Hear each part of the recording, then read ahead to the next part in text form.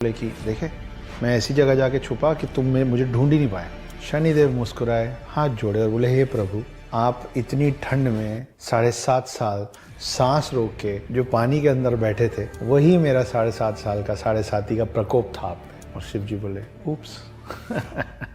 तो ये एक कहानी है जहाँ पे आपको ये समझ में आता है कि शनि देव की दृष्टि से भगवान भी नहीं बच पाते। तो सबको एक एक शक्तियाँ दी हुई हैं और सबकी शक्तियाँ, जो जिसके पास जो शक्ति है वो उसमें सबसे ज़्यादा महारत है, और हर कोई दूसरे की शक्ति और दूसरे का असर है उसका सम्मान करता है। तो अब हमने एक शनि की कहानी आपको सुनाई जिसमें शिव जी भी थे। अब हम आपको एक शिव जी की कहानी सुनाते हैं, लेकिन वो शिव जी की कहानी कम और गणेश जी की कहानी ज़्यादा है।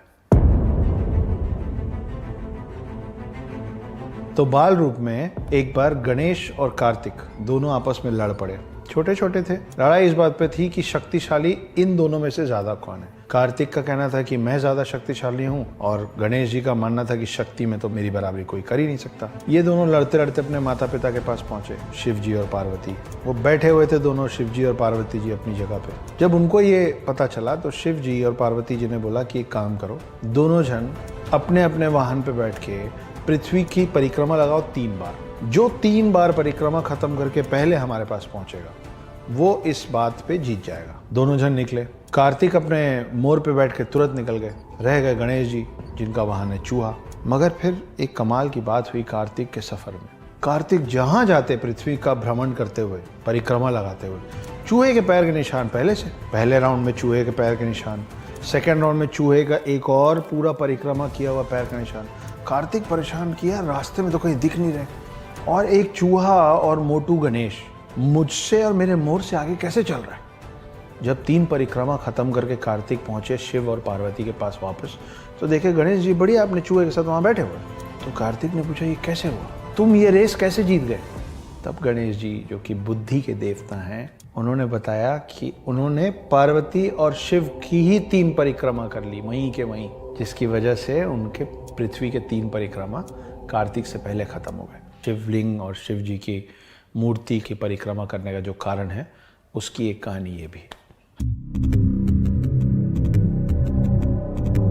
सांप, सर्प, ये तो बहुत देखा है हम लोगों ने, पर पुराणों में इस बात की भी कहानी है कि पहली बार सर्प कहाँ से आए थे। तो एक कहानी है कि ऋषि कश्यप की पत्नियां थीं। एक पत्नी का नाम था कद्रू और दूसरी पत्नी का नाम था विंता। ये लोग ऋषि कश्यप के सारे पूजा पाठ में, तपस्या में उनकी मदद करते थे। एक दिन ऋषि कश्यप ने कहा दोनों से कि आप लोग इतनी मेरी मदद करते हैं, मेरे पूरे पूजा पाठ में मेरी सेवा करते हैं, आप लोग मांगिए आपको क्या वरदान मांगना है। वरदान में कद्रू ने 100 अंडे मांगे। उन्होंने कहा मुझे 100 ऐसे बच्चे चाहिए जो बहुत शक्तिशाली हों और जिनमें विष हो, जिनसे लोग डरें। कश्यप ने तथास्तु कह दिया। कद्रू को मिले 100 अंडे। उन सबको अलग अलग पोटलियों में रख दिया गया सेकने के लिए, ताकि वो हैच हो सकें, वो फूट सकें समय आने पे। अब बारी थी विंता की। विंता ने बोला कि मुझे भले कम बच्चे दीजिए, लेकिन कद्रू के बच्चों से ज्यादा शक्तिशाली बच्चे चाहिए। ऋषि कश्यप ने बोला तथास्तु। उनको मिले 2 बड़े अंडे। उन 2 बड़े अंडों को भी रख दिया गया सेकने के लिए, ताकि जब वक्त आए तो उसमें से एक पूरा बच्चा निकले। ये जो 100 अंडे थे छोटे छोटे, ये एक एक करके फूटने लगे जब उनका वक्त आया, और उसमें से अलग अलग नाग निकलना चालू किए। उसी में से एक नाग है वासुकी, जो शिव जी के गर्दन पे होता है। शेष नाग और जितने भी बड़े प्रतापी नागों का नाम हमारे पुराणों में है, सब कद्रू के बच्चे हैं।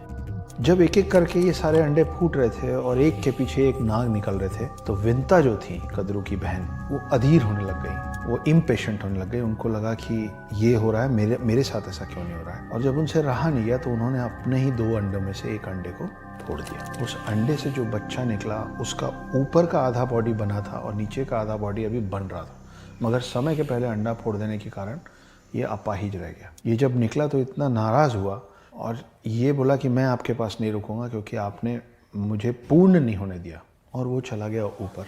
अब विंता बहुत ही पेशेंटली इंतज़ार करने लग गए अपने दूसरे अंडे के फूटने का। जब दूसरा अंडा फूटा तो उसमें से जो चीज़ निकली वो था गरुण। गरुण कौन है? गरुण है विष्णु जी का वाहन। और जो गरुण का भाई था, जो पहले ही ऊपर जा चुका था, जिसका नीचे का शरीर नहीं है, उनका नाम है अरुण।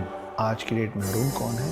सूर्य देव के जो 7 घोड़े हैं, उनका जो रथ है, उस रथ का सारथी जो है वो विष्णु के वाहन गरुण का भाई अरुण है। तो अरुण है सूर्य देव के सारथी और गरुड़ हैं विष्णुदेव के वाहन। और कद्रु मतलब सारे सांप, और विंता के बेटे मतलब गरुण और अरुण, ये दोनों दो बहनों के बच्चे हैं और इनमें बहुत ज़्यादा दुश्मनी है। गरुण जो हैं वो नागों के बगल में खड़े नहीं हो सकते और नाग गरुड़ से बहुत ज़्यादा नफरत घृणा करते हैं। तो ये है कहानी गरुड़ के बनने की और पृथ्वी में पहली बार सांप आने की।